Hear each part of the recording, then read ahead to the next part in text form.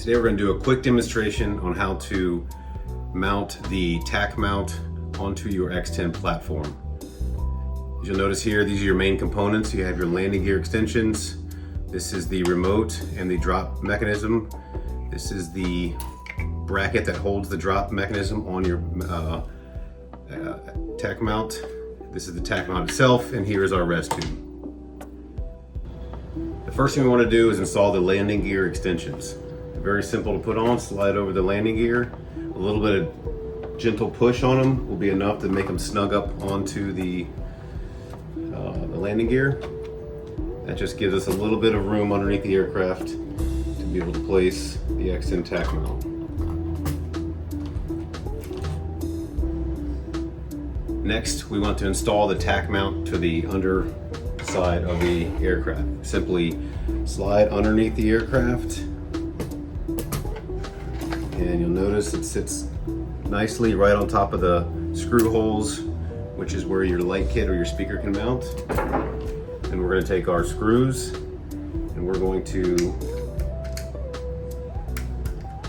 fix them to secure the X10 TacMount to the frame. The TacMount is also designed and engineered to allow Skydio accessories to be attached as well. So with the TacMount securely on the aircraft, we were also able to put the floodlight on that side, and on this side we could put the speaker if we so chose to. You'll also notice the way it's positioned underneath the belly. The TacMount sits far enough back where the obstacle avoidance does not see the mount.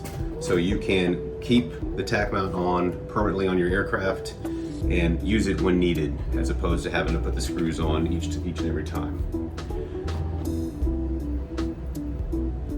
Now that we have the TacMount securely positioned on the aircraft, now we need to set up our drop mechanism. Those pieces are pretty simple to do. We take our servo, we're going to slide it onto the drop plate, which has the Velcro attached to it. There's a power button on the side. You flip that on, you'll notice it's going to splash red. Same with this, the controller, we're going to power it on till hold the button down until the green light comes on. And on the side there's a white button.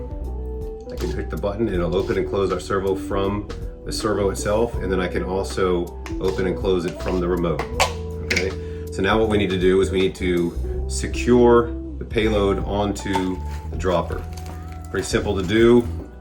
We can adjust our Velcro, loosen it up for us to put the payload on. We want to get it as snug to the bottom as we can, whichever way fits the best. We're going to open the servo up, take our key ring there, and I'm going to lock it in there. So now it is hanging on there. It's a little loose, so what we're going to do is I'm going to tighten it up. So now it is securely fastened to our bottom plate. Now that we have the ResTube securely fastened to the drop plate, we just need to attach it to the aircraft. Something to note, this can stay in this formation all the time. You can keep it in your kit, you can keep it in your drone case, whatever, ready to go. So at a moment's notice, you can quickly throw it onto the aircraft and ready to deploy. To do that, very simple. You'll notice there's dovetails on the bottom of the drop plate and then also on the bottom of the TacMount. The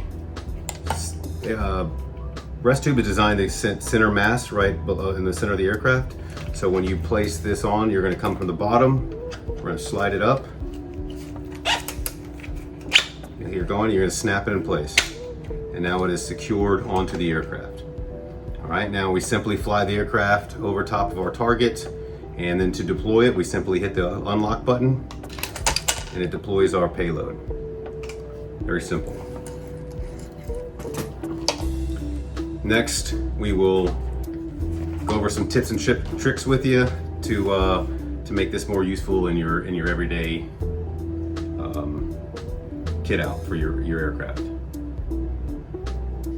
Okay. So an important tip is, if you look at the aircraft, we got the payload ready to go. Rather than do the hand wave calibration, because in order to fly with the obstacle avoidance off, we have to do the hand wave calibration. However, if you program one of your hot buttons, in this case it'll be C1, to disable obstacle avoidance, you can launch the aircraft, and as soon as the aircraft leaves the ground, you hit C1 to disable obstacle avoidance, and there's no need for doing the hand wave calibration. So let me show you how that looks. So we're going to launch it, and as soon as the drone leaves the ground, hit C1, disables the obstacle avoidance, and now the aircraft is ready to go.